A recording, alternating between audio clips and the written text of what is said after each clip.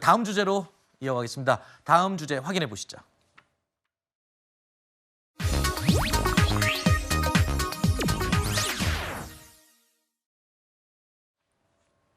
자, 어대한 기류를 뒤집으면서 차기 대권주자들이 당대표에 도전하는 국민의힘 이야기를 지금까지 나눠봤는데 이와는 좀 대조적입니다. 야당 분위기 말인데요.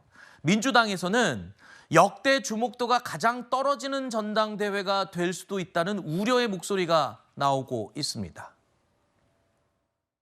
그 극성스러운 개딸들을 포함해가지고 지금 민주당 내 정치 지행 구도상 보면은 이재명 대표를 옹호하는 세력이 절대적입니다. 이재명 대표는 엄청난 정치적 탄압을 받고 있는데 우리가 결사적으로 옹호를 해서 연임을 시켜서 정권 교체 중심에 세워도 모자라는데 거기에 찬물을 끼얹어 넌 용서할 수 없어. 이렇게 좌표가 찍혀버리는 순간 끝나버립니다. 그 다음을 어떻게 견뎌내요?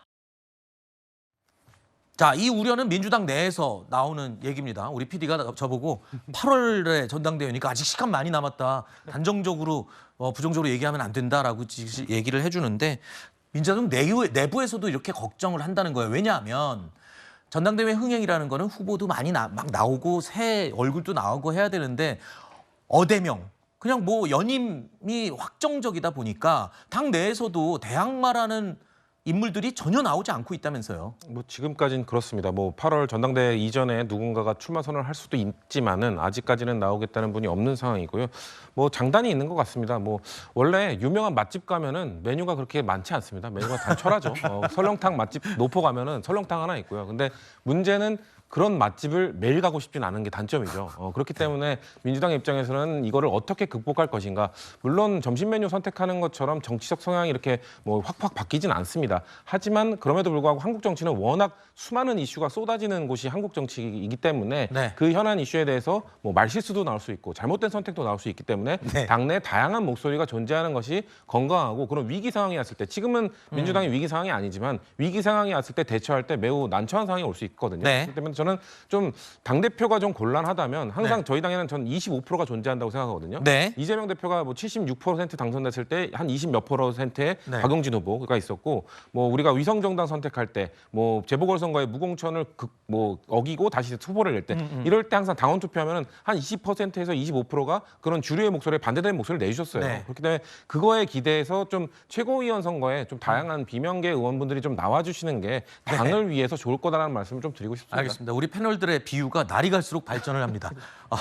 이재명 대표의 대항마가 없는 거를 맛집일수록 메뉴는 하나다라고 비유를 해주셨습니다. 우리 김수민 평론가가 아이디어가 평소에 많으시거든요.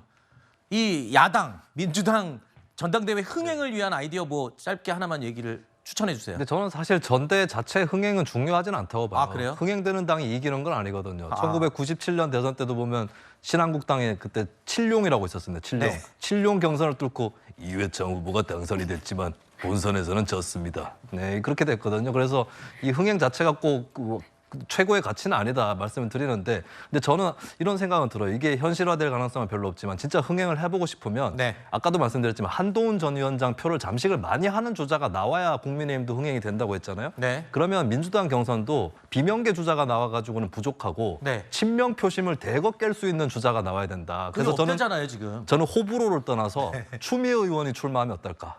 그러면 굉장한 흥행이 될 수 있을 것이다. 네, 알겠습니다. 그렇게 말씀드립니다. 개인적인 의견을 바탕으로 한 아이디어 차원의 얘기였습니다.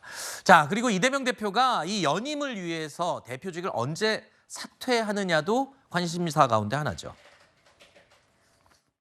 이재명 대표 연임이나 사퇴에 관련한 언급이 시기나 뭐 이런 언급이 전혀 아직 안 되고 있고요. 3일에 국민의힘 황교안 전 위원장이 출마를 하면 그런 거를 좀 고려해서 그 이유가 될 수도 있다. 그런 생각이 들어 뭐 예상이 있는데. 아직은 좀 예상을 하기는 좀 어렵고요. 네, 사퇴 시기에 대해서는 아직은 구체적으로 정해진 바가 없습니다. 사퇴 여부가 아예 안 정해진 거예요. 시점만. 사퇴 시기에 대해서만 아직은 언급 없었고 사퇴 여부는 아마도 네, 결정이 되지 않았나 생각합니다. 자, 이재명 대표가 이르면 오늘 대표직을 내려놓을 것이라는 전망도 있기는 했었는데, 자, 이재명 대표가 당 대표 연임을 하는 이유를 오늘 조간신문 중에 한 군데서 3가지 이유로 요약을 했더라고요. 제가 눈에 띄어서 요거를 한번 정리를 해봤습니다. 송 의원님이 한번 설명을 해주시죠. 그렇습니다. 저렇게 3가지로 분석했던데 역시나 가장 중요한 것은 사법 리스크 방어에 있다고 봐야 되겠죠. 작년 9월에 구속영장이 기각이 될 때 영장 기각 사유 중에 정당의 현직 대표로서 공적 감시와 비판의 대상인 점, 그 21글자로부터 이재명 대표의 연임에 관한 그 모든 프로세스가 출발이 된다고 그렇게 봐야 될 것 같습니다. 그리고 민주당이 최근에 당원 당규를 개정을 해서 이제는 대선 1년 전에 반드시 대표가 사퇴를 해야 되는 것은 아니고 예외 조항을 두지 않았습니까? 그러면은 지방선거 공천권을 행사를 한다고 했을 때 지금도 이미 친명일색으로 당의 질서가 짜여져 있는데 이제는 광역의원, 기초의원 1명조차도 비명이면은 공천을 받기 매우 어려운 그런 아마 당의 질서가 구축이 될 것 같습니다. 네. 그리고 당대표직을 계속 유지하면서 강성 당원 팬덤도 강화시켜 나가는 것이죠. 그렇게 해서 이재명 대표가 본인의 사법 리스크에도 불구하고 어떻게든지 나는 그 사법 리스크를 현실화시키지 않고 대선까지 가겠다. 이런 계획을 갖고 있는 것으로 보여집니다만은 네. 글쎄요. 뜻대로 될지는 미지수일 것 같습니다. 자, 그런데 이 586 운동권의 맏형이라고 할 수 있는 인물이죠. 이인영 의원이요. 당대표 출마를 고심하고 있다. 이런 얘기도 전해졌습니다.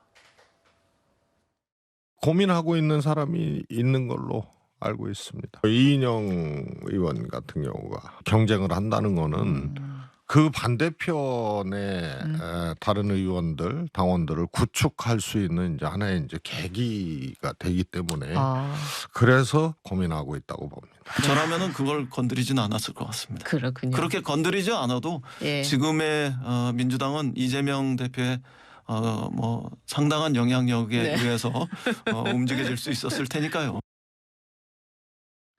뭐 개파라는 게 각 정당들은 그리 좋아하지 않고 공개적으로 얘기는 잘 안 하려고 합니다만 민주당 내에서도 친명이 있고 비명이 있지 않습니까? 그런데 지금 비명 쪽에서는 친명의 세력이 워낙 강하다 보니까 나와봐야 좀 그렇게 희망적이지 않다 뭐 이렇게 분석을 하는 것 같은데, 근데 이번이 기회 아닙니까? 비명 쪽에서도 이번 전당대회 때 뭔가 출마를 해서 세력을 하나를 좀 자리를 잡아야 되는 필요성도 있지 않아요? 근데 그 구심점이 사실 잘 없습니다. 아. 잘 보이지 않는다는 게 문제고요. 뭐 비명이라는 것, 뭐 다 비명 속에서도 다 성향이 더 다양하시거든요. 네. 그거를 구심점을 역할을 할 분이 보이지 않는다는 게 한계인 것 같고, 저는 이인영 의원이 그래도 아마 이인영 의원은 계속해서 뭐 의원을 더하고 뭐 국회의장에 대한 꿈이 있고 뭐 아니면 광역단체장에 대한 꿈이 있고 이런 거를 표명하셨던 분이 아니기 때문에 아마 좀 눈치를 보지 않고 강성 지지층이나 친명의 눈치를 보지 않고 그래도 좀 도전해 볼 수 있는 분위기 때문에 이런 얘기가 나오지 않았을까라는 네. 생각을 합니다. 하지만 이인영 의원도 뭐 어떻게 보면 뭐 물론 문재인 정부에서 이제 통일부 장관을 하긴 했지만 이제 범친문에 속하거든요. 그러니까 네. 찐문은 아니었거든요. 그렇기 때문에 뭔가 친문 세력들을 다 통과할 수 있는 뭔가 종합해낼 수 있는 그런 또 구심점이 되긴 좀 애매한 상황이기 때문에 그렇기 때문에 지금 뭐 비명 세력을 하나로 모을 그럴 구실이 없기 때문에 다른 분들이 좀 출마를 주저하는 것이 아닌가 그렇게 네. 보여지고 근데 있습니다. 이인영 의원 같은 경우에는 사실 구로갑에서 7번 공천을 받았단 말이에요. 네. 굉장히 의아한 일이었고 지난번 공천 과정에서 사실은 문재인 정부 때 인사들이 대거 이제 공천에서 낙마를 했었는데 그랬죠. 어떻게 이인영 의원이 저렇게 쉽게 공천을 받았는가? 왜냐하면 구로갑이라는 지역 자체가 네. 민주당 입장에서는 굉장히 텃밭으로 볼 수 있는 지역이기 때문에 그런 네. 이야기들이 나왔습니다. 그때 언론에 보도가 나왔던 것은 이인영 의원이 장인어른이 이해학 목사라는 분이 계시는데요. 이분이 성남에서 이제 시민운동을 하면서 그 교회를 운영을 하고 계십니다. 근데 네. 이재명 대표가 성남에서 그 교회에 가서 그러니까 이인영 의원의 장인어른이 운영하고 있는 교회에 가서 숨어 있었다라는 것이 이재명 대표의 자서전에도 나오는 바가 있어서 만약에 이인영 의원이 나온다면 경쟁자라기보다는 네. 오히려 이재명 대표가 혼자 나오기 불편하기 때문에 러닝메이트 격의 경쟁자로 나오는 것이 아닐까라고 생각됩니다. 알겠습니다. 우리가 지금 나누는 얘기들은 상당 부분이 개인적인 의견을 바탕으로 한 추측 또는 예측이 많기 때문에 이 부분 제가 다시 한번 밝혀드립니다.